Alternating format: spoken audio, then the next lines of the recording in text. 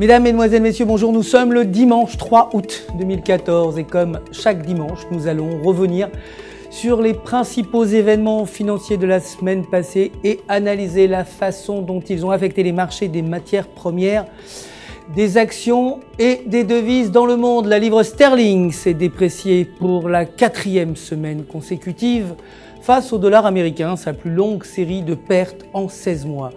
La livre a atteint 1,69 $, son niveau le plus bas en 7 semaines, après que le rapport sur la confiance des consommateurs ait été moins bon que prévu au mois de juillet, tombant pour la première fois en 6 mois.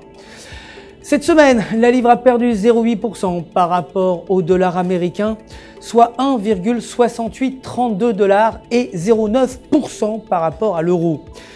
Le dernier cours de la livre était de 1,6821, soit une baisse de 0,38%. L'or, pour sa part, a reculé à son niveau le plus bas en 8 mois par rapport au dollar américain, suite au signe de ralentissement de l'inflation en Allemagne. Le dollar américain s'est renforcé par rapport aux devises majeures. Les données économiques ont montré que l'économie américaine a progressé plus vite que prévu. Le dollar s'est déprécié suite aux données décevantes des emplois non agricoles, entraînant la hausse de 0,3% de l'euro à 1,3429 $.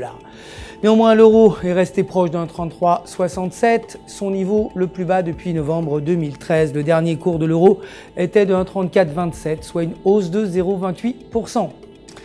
L'or, pour sa part, a progressé, les chiffres du travail étant décevants, ajoutant 209 000 employés contre 230 000 prévus au mois de juillet. Le taux de chômage a augmenté, passant de 6,1% à 6,2%.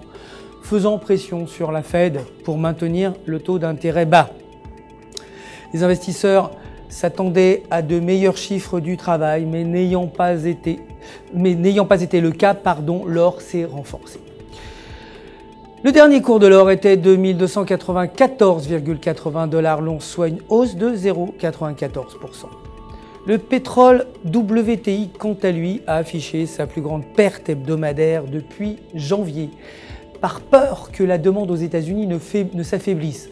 WTI a atteint son niveau le plus bas en 4 mois, reculant de 0,3% à 97,88 $ le baril, et le Brent chutant de 1,11% pour clôturer à 104,84 $ le baril. Le dernier cours du pétrole était de 97,88 $ le baril, soit une baisse de 0,30%.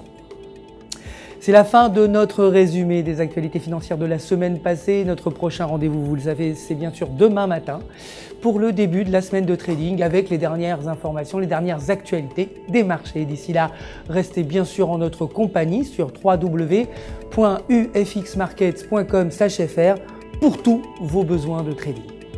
Votre conseiller personnel, vous le savez, répondra à toutes vos questions. Le centre d'assistance de UFX Markets se joint à moi pour vous souhaiter une excellente semaine de trading.